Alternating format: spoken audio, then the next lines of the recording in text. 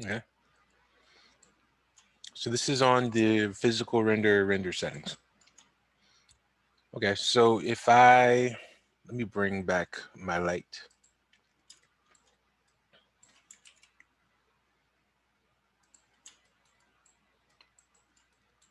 So let's just see what we're getting with this default render. Render to picture viewer. This is what we're getting. I didn't think my HDRI. Actually, let's just delete this and do it again. Okay, this didn't affect it too much.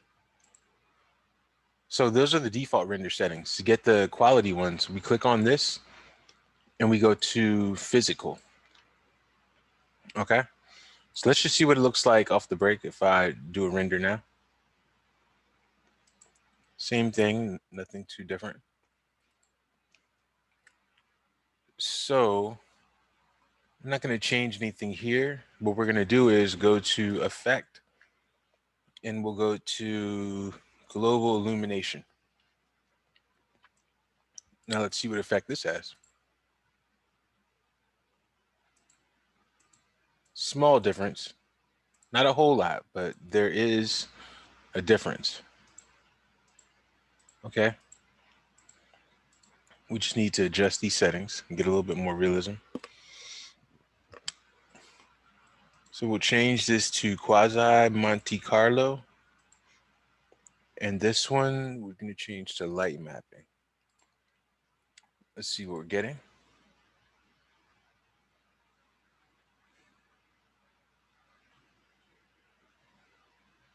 So you can see it's rendering a little bit differently.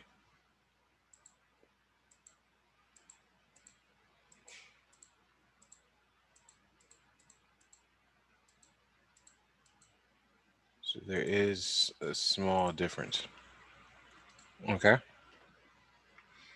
And then we're also going to add, we're going to go to effect, we can go to ambient occlusion. Now let's see what this does.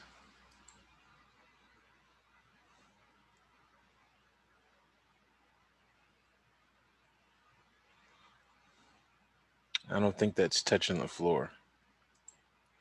So you see the difference? We're going from this to this, all right? Now ambient occlusions, like when two surfaces become close to each other, they the area in between them gets darker. So that's what ambient occlusion is doing. Now we can go to our ambient occlusion and take this, and if we move this to the left, let's see what happens.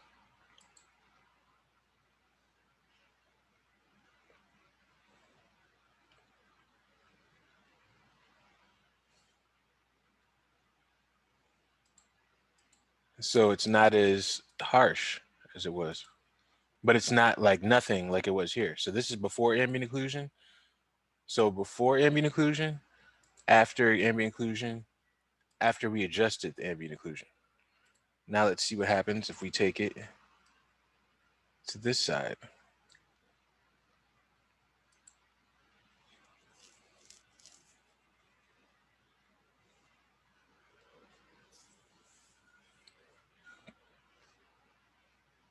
Yeah. So it's giving us heavy ambient occlusion. So depending on what you're doing, you want to, I think this says a default, does it? Nope. Okay. Yeah. So depending on what we're doing, we can slide this, get our desired effect. All right. So this is what we have right now, just with a an area light. Let's change this to a cooler light just to see the effect.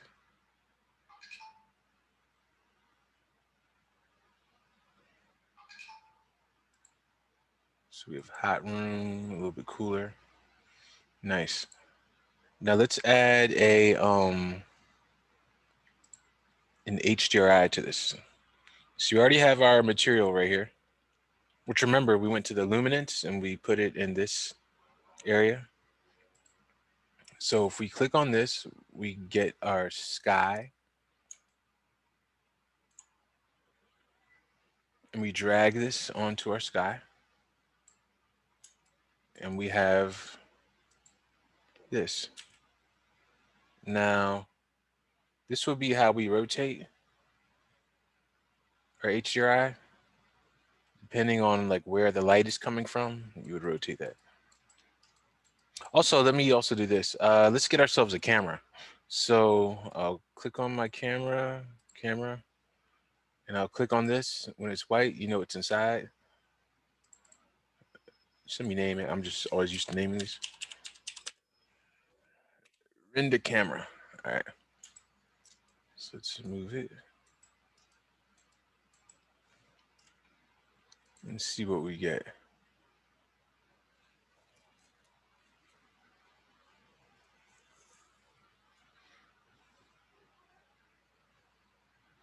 I'm scrolling out with my mouse wheel to make this smaller.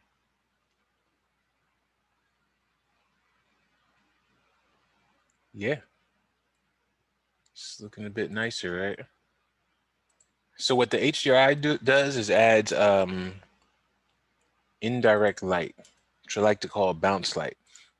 So I consider this a little bit of direct. Well, I guess it depends on how strong it is, but the HDRI just gives it overall lighting everywhere. So it's taking everything from this picture and applying it to the scene.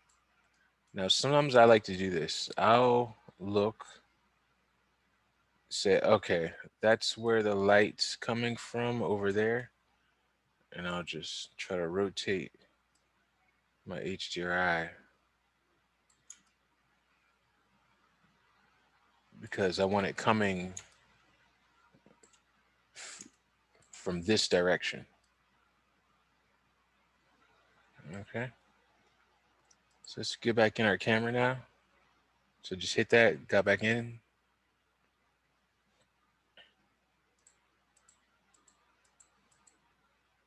And so you see, just by rotating that, we get an entirely different result.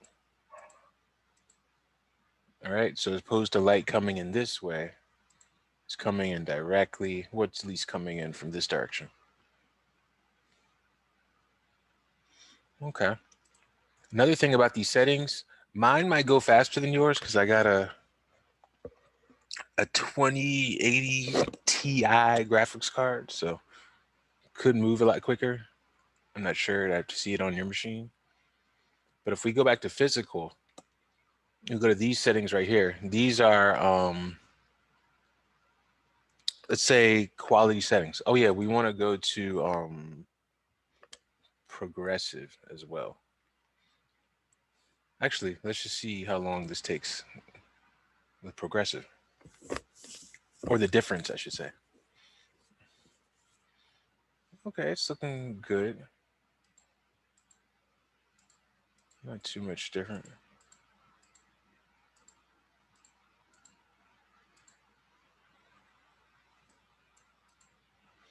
All right, but this is like in Arnold, sort of like the AA samples. The higher these are, the better the render will be.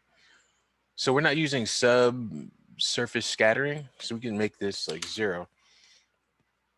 But we are using ambient occlusion, and we do want our shadow subdivisions a little bit up and our blurriness up.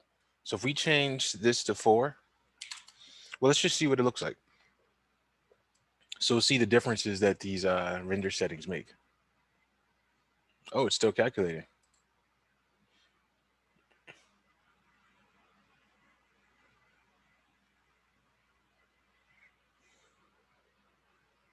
Yeah, so this render takes a bit longer than the other ones, but you can get the same quality result. It just takes longer. So this would take longer than Arnold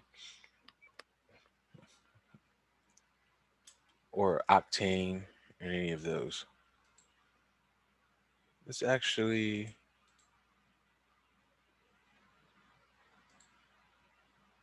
keep it at adaptive for now, just so this can go a little bit faster. What I'll do is I'll give another render.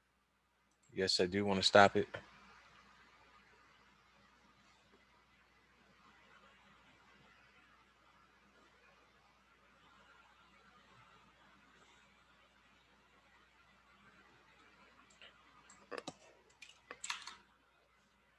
Just do this 444.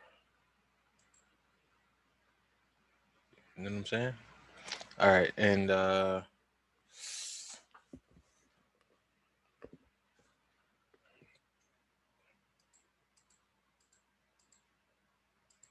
yeah, the quality isn't changing that much. I think the when we put it on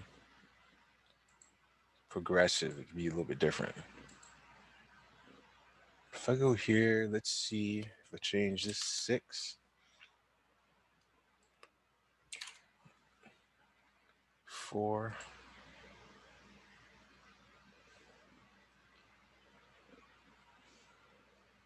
So when you see anything with subdivisions or sampling, it's just basically the higher the number, the better the quality, but the longer the render time.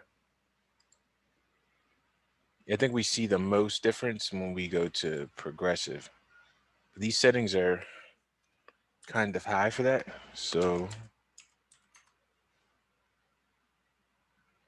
let me just keep it at 222 and we'll see how long this takes. It basically goes through like a process of just refining it once, twice, and it gets everything cleaner. So there's something called noise. Let me see if any of these have a bunch of noise. Eh, it's a little bit hard to see. But noise you would consider like pixelation, I guess, or yeah, it just doesn't look clean. And that's our goal, to get this like pretty clean looking. This table, you know what I'm saying, I could have smoothed it and probably would have looked a lot better in this example. But the longer this goes through, the cleaner the image.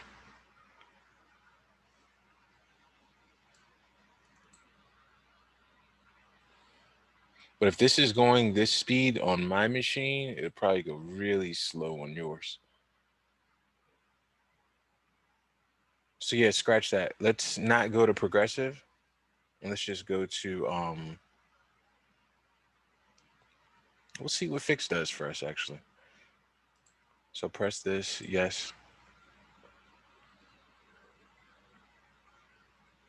So right now I'm just trying to see what could be the best render settings for us.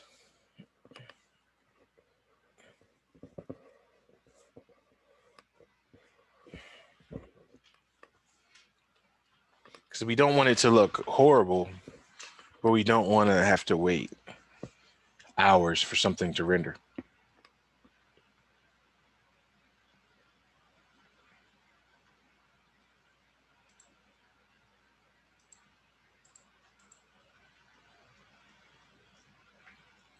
So noise is how clean this is. Yeah, so this is noisier. And that's what we're trying to avoid.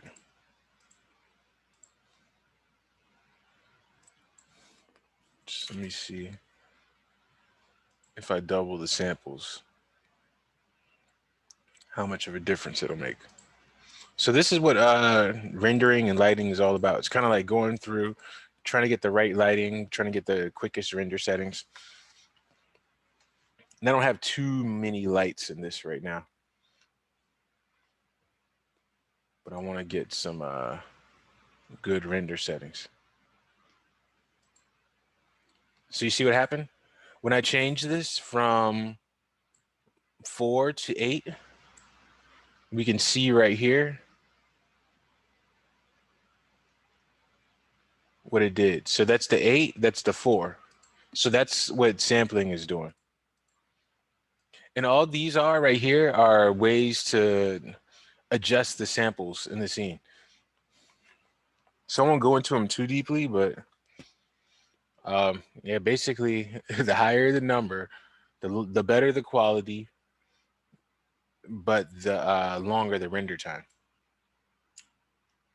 In 3D, we call it expensive because they say time is money, so they'll call this an expensive render. This one might be the best right now. Well, we'll see, but doesn't look like it's doing that bad of a job.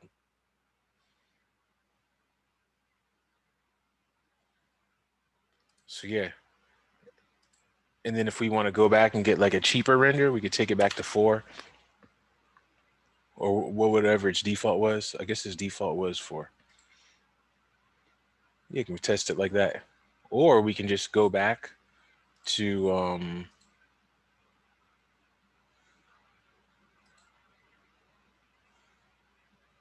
adaptive and kind of just use this as our preview, and then we could use the fixed as our final. Actually, I'm curious. If I went to high, what is high? Oh, okay. So I put in 8. So they're saying high is the 6. So anyway, let's put it back to 4. Let's just do a little bit of changes in our scene. So we have that right there. Let's say you take this light. Ooh, right here. All right, to rotate. This is a time where I'll use this like multi-rotation just for lights though.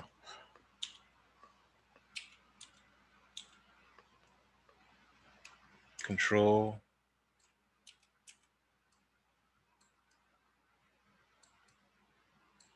And for this light, I'll use some temperature.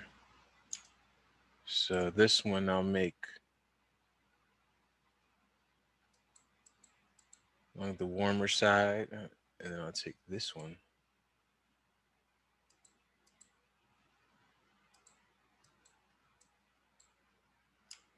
On the cooler side.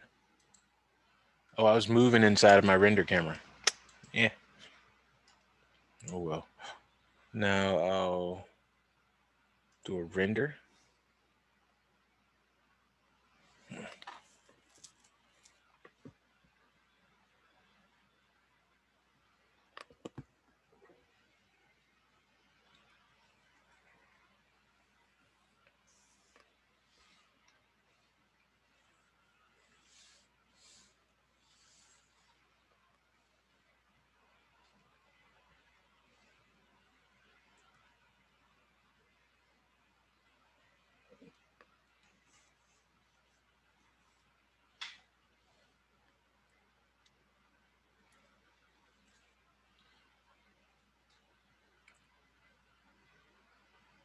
Okay, it's gonna take about a minute.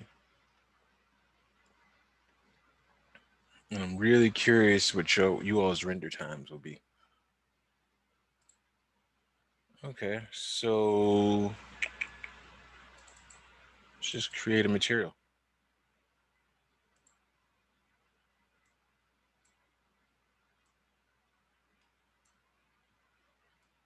Could have just grouped all this, but I didn't. I'll put this here, and then I'll just go and get myself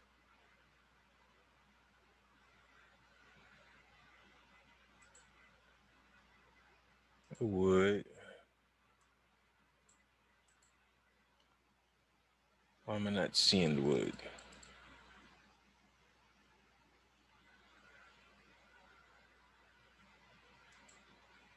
I put in luminance, that's why. All right, clear. Meant to go to color.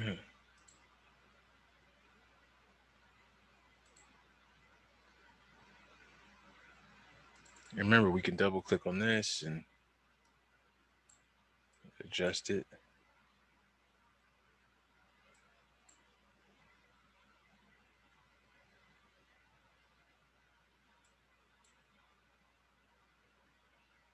Anyway, I could do that forever. And I'll choose something for the walls. And it's also good to name these. So walls, floor, And then I'll just have that be my default shader. So I'll just double click on this and I'll go to reflectance and let's change this. Go to the type. We're going to go to Beckman, attenuation,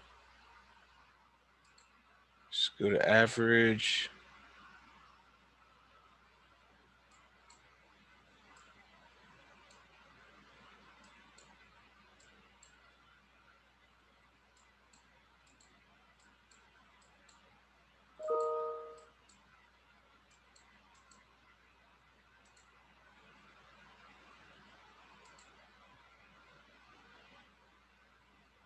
And go to layer for now, dielectric.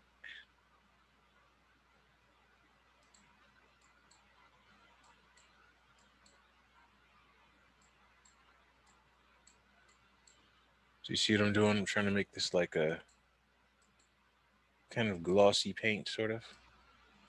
So it's already on the walls. Let's play.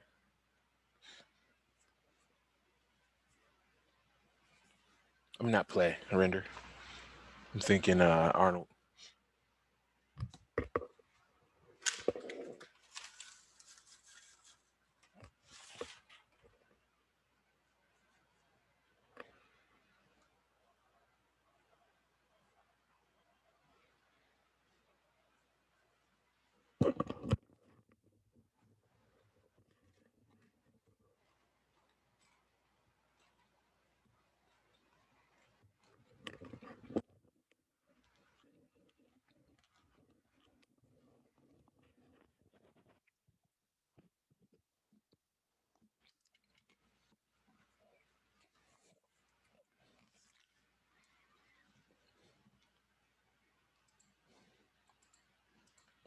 Okay, so you see how adding materials starts to change things.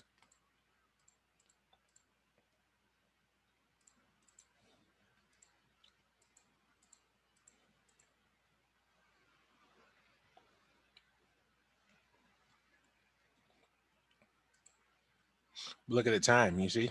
This is 53. Now we're kind of going over. So the more you add, the longer things start to take.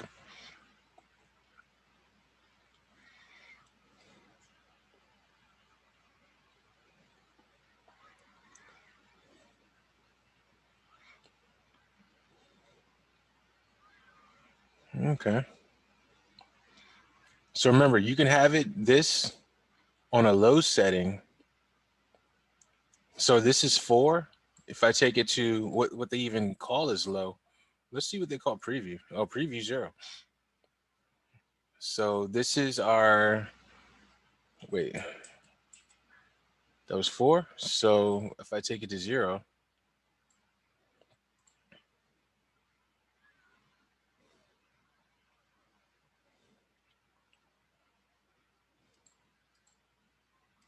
fast and quick. So you want to test with 0, but then when you want that final quality, you want to turn that number up. So we're going from whack to like this. So if you want to waste time, keep it on a high number. Keep this number, I guess, 4 or more. I mean, depending on your computer, I guess. But that's good for testing.